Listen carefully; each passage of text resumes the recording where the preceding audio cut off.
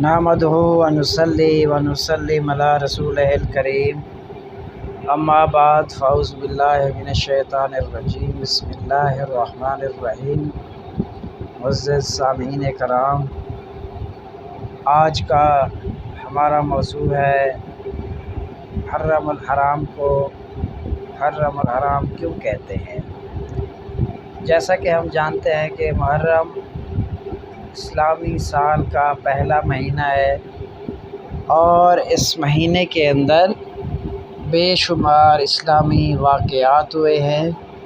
بلکہ کسی بزرگ کا قول ہے کہ اسلام کی جو ابتدا ہے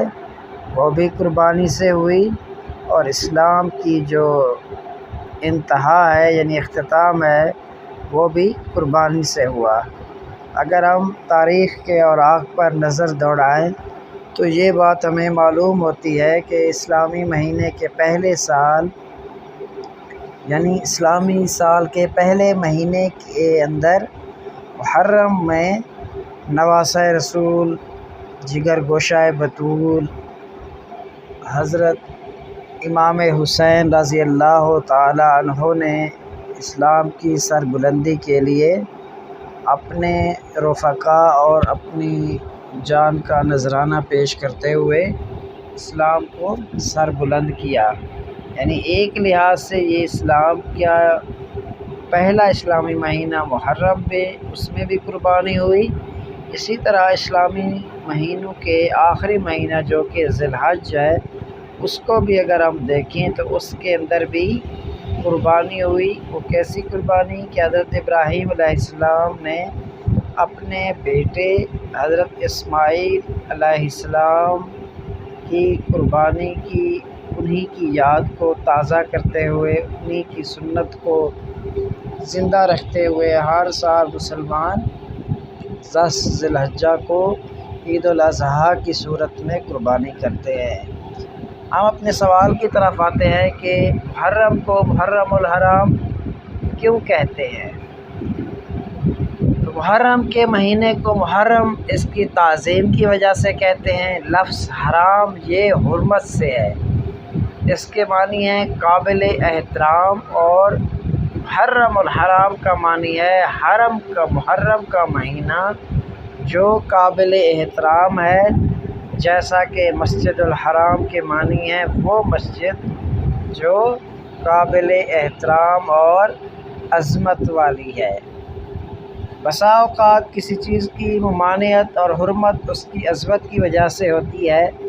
محرم الحرام ان 4 مہینوں میں سے ایک ہے جنہیں اللہ پاک تبارک و تعالی نے حرمت والے مہینے قرار دیا ہے، اور وہ 4 مہینے یہ ہیں: ذی القعدہ، ذی الحج، محرم الحرام اور رجب۔ ان مہینوں کو حرمت والا مہینہ اس لیے کہتے ہیں کہ ان میں ہر ایسے کام سے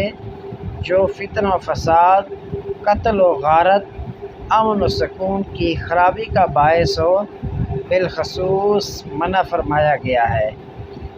ان 4 مہینوں کی حرمت و عظمت پہلی شریعتوں میں بھی مسلم رہی ہے، حتیٰ کہ زمانہ جاہلیت میں بھی ان 4 مہینوں کا احترام کیا جاتا تھا۔ یعنی ان 4 مہینوں کے اندر فتنہ فساد سے دور رہا جاتا تھا، تمام قتل و غارت سے دور رہا جاتا تھا۔ جیسا کہ بتایا کہ زمانہ جاہلیت کے اندر جو ان کے قبائل کی آپس میں دشمنیاں ہوتی تھی وہ نسل در نسل چلتی تھی اور ان کے اندر خون خرابہ وغیرہ ہوتا تھا، لیکن جب یہ حرمت والے مہینے آتے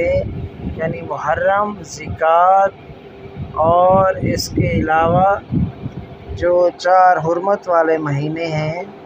ان مہینوں کے اندر ہر قسم کی قتل و غارت سے، بدلہ لینے سے، لڑائی جھگڑوں سے بالکل منع ہو جاتے تھے۔ اس بنا پر ان مہینوں کو حرمت والے مہینے کہتے ہیں اور اسی وجہ سے محرم کو محرم الحرام کہتے ہیں۔ اللہ پاک سے دعا ہے جو کچھ سنایا ہمیں اس پر عمل کرنے کی توفیق عطا فرمائے۔ وما علینا